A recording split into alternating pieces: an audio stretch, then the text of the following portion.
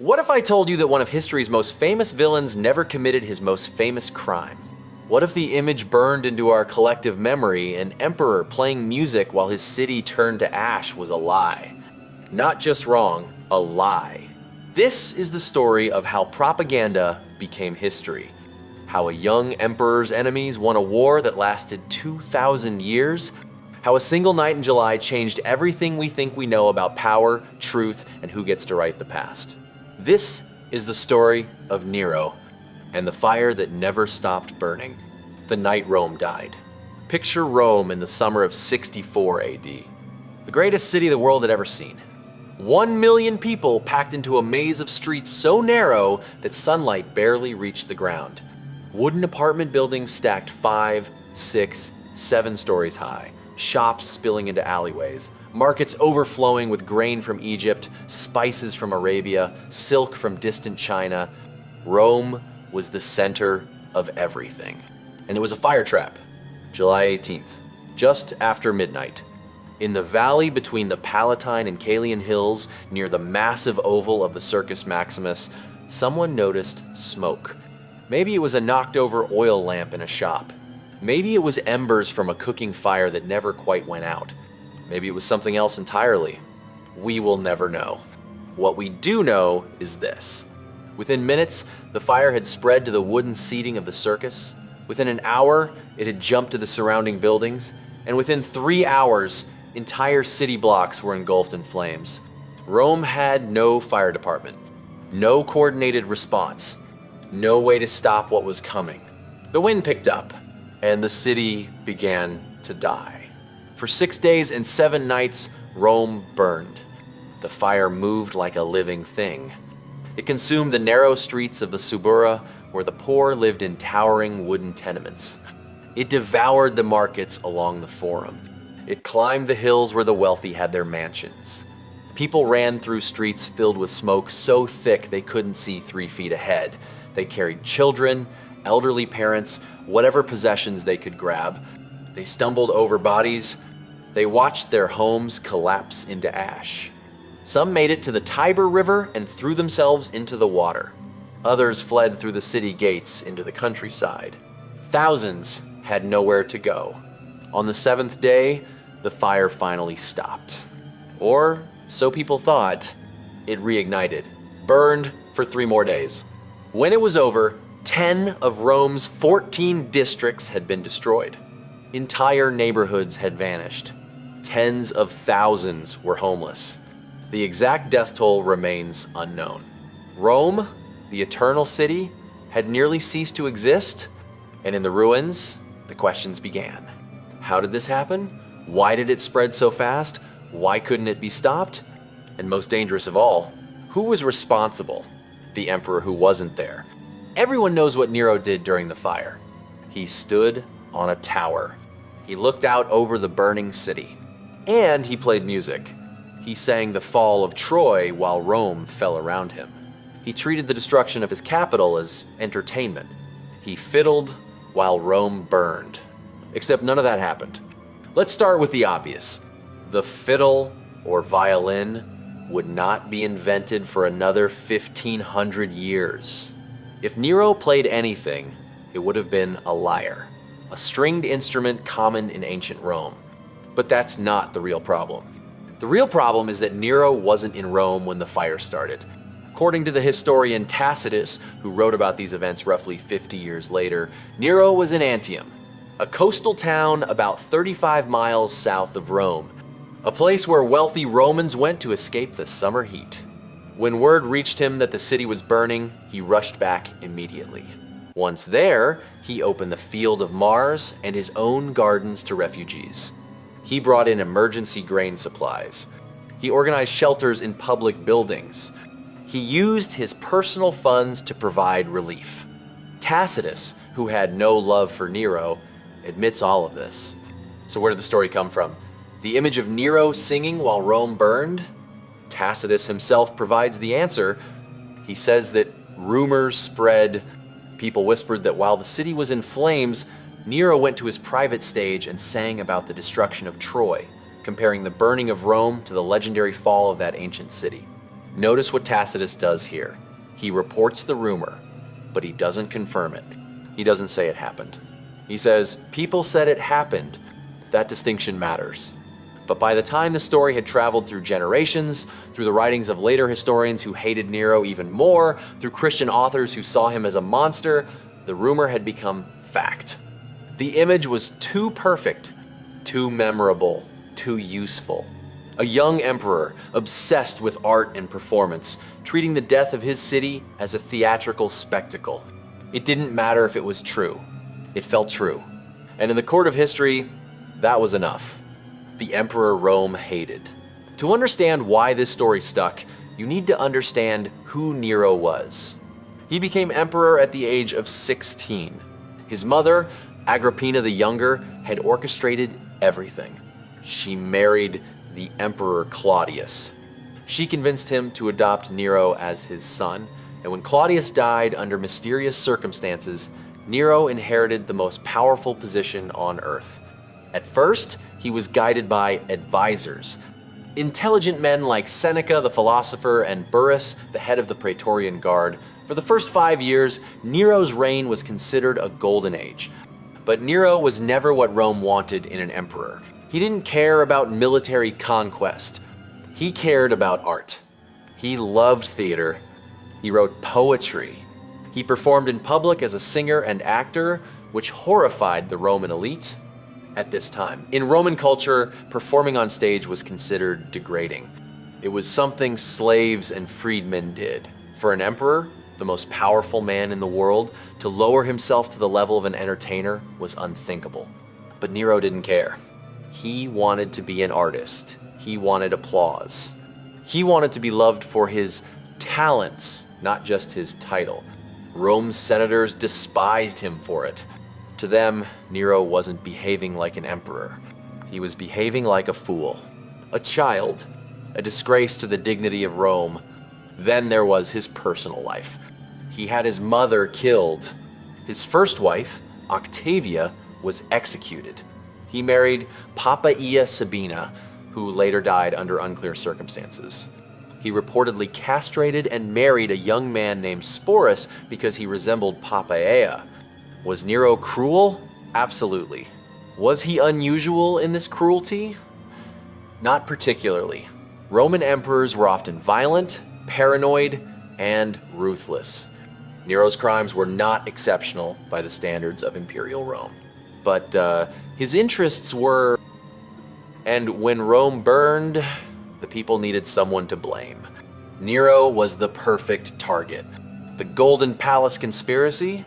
After the fire, Nero did something that sealed his reputation forever. He built a palace. Not just any palace, the Domus Aurea, the Golden House. It was staggering in scale, covering over 300 acres. Rooms coated in gold leaf, ceilings covered in precious gems, rotating dining rooms, artificial lakes, vast gardens filled with exotic animals. It was, by any measure, obscene. And it was built on land that had been cleared by the fire. The conclusion seemed obvious. Nero had burned Rome to make space for his palace. The accusation spread quickly. People whispered it in the streets. Senators murmured it in private. Writers recorded it as fact. Here's the problem. There is no evidence. Not a shred. No ancient source provides proof that Nero ordered the fire. No confession. No eyewitness account. No document. Nothing. What we have are suspicions, rumors, accusations made by people who already hated him. The Domus Aurea was built after the fire, not before. That much is true. But correlation is not causation. Nero had wanted to build grand projects before the fire. Rome was constantly being rebuilt and renovated. The fire created an opportunity. That doesn't mean he started it. To burn Rome, you would need to start fires in multiple locations simultaneously. The city was too vast, too divided by hills and open spaces for a single fire to consume it all. You would need dozens, maybe hundreds of people involved in the conspiracy. and not a single one of them ever came forward. Not a single one was ever caught. Not a single piece of evidence ever surfaced. Is it impossible that Nero did it? No. But the burden of proof lies with the accusers, and they have nothing. What they do have is a story, a powerful story, a story that fit perfectly with the image of Nero they wanted the world to believe. The scapegoat. As the rumors swirled, Nero faced a crisis. The people of Rome were angry. They were homeless. They were afraid. And they wanted someone to pay. Nero needed to redirect that anger. So he found a scapegoat. A small, unpopular religious sect. Mostly poor. Mostly powerless. Already viewed with suspicion by mainstream Roman society. Christians. According to Tacitus, Nero accused the Christians of starting the fire. He arrested them. He tortured them. He executed them in horrifying ways. Some were covered in animal skins and torn apart by dogs. Some were crucified. Some were burned alive, their bodies used as torches to light Nero's gardens at night. This marked one of the first recorded persecutions of Christians in history. And it backfired. Tacitus writes that while people believed Christians were guilty of hating humanity, the cruelty of their punishment created sympathy. The public began to see them as victims of Nero's brutality, not as criminals. For Nero, this was another failure. He had tried to save his reputation. Instead, he destroyed it further. The fall of Nero. Nero's reign never recovered from the fire. The palace he built became a symbol of his greed. The persecution of Christians became a symbol of his cruelty. The rumors about the fire became accepted as truth. In 68 AD, just 4 years after the fire, revolts broke out. Governors in the provinces declared themselves emperor. The Senate turned against him. The Praetorian Guard abandoned him. Nero fled Rome. On June 9th, 68 AD, alone and hunted, Nero took his own life. His last words, according to legend, were, "What an artist the world is losing." Even in death, he cared more about his art than his empire. How propaganda became history. After Nero's death, his enemies controlled the narrative. The Senate declared him a public enemy. They erased his images from monuments. They tore down his statues. They wanted him forgotten. But forgetting wasn't enough. They needed him remembered. As a monster, historians like Tacitus and Suetonius wrote their accounts decades later. They relied on rumors, gossip, and the testimony of people who hated Nero. They had no interest in defending him. Tacitus, to his credit, occasionally questions the stories he reports. He acknowledges when something is rumor rather than fact, but later writers were less careful. Suetonius, writing 50 years after Nero's death, presents every scandalous story as truth. Nero singing during the fire. Nero starting the fire. Nero as a depraved madman. Then came the Christian writers. For them, Nero was more than a bad emperor. He was a symbol of evil, the first persecutor, the enemy of God. In the book of Revelation, written near the end of the 1st century, many scholars believe the beast represents Nero. The number 666 may be a coded reference to his name. Whether or not this interpretation is correct, Nero became a figure of apocalyptic evil in Christian tradition. And as Christianity spread and became the dominant religion of the Roman Empire, this image of Nero spread with it. By the Middle Ages, Nero was one of history's ultimate villains. Dante placed him in hell. Artists depicted him as a cruel tyrant. The story of him fiddling while Rome burned became cultural fact. The propaganda had won. What we actually know? Let's strip away the myths and look at the evidence. Did Nero start the fire? We don't know. There is no proof. No eyewitness testimony. No confession. No documents. Only suspicion and rumor. Did Nero sing or play music during the fire? Probably not. He was most likely in Antium when it started and returned quickly to organize relief efforts. Did Nero persecute Christians? Yes. Tacitus confirms this.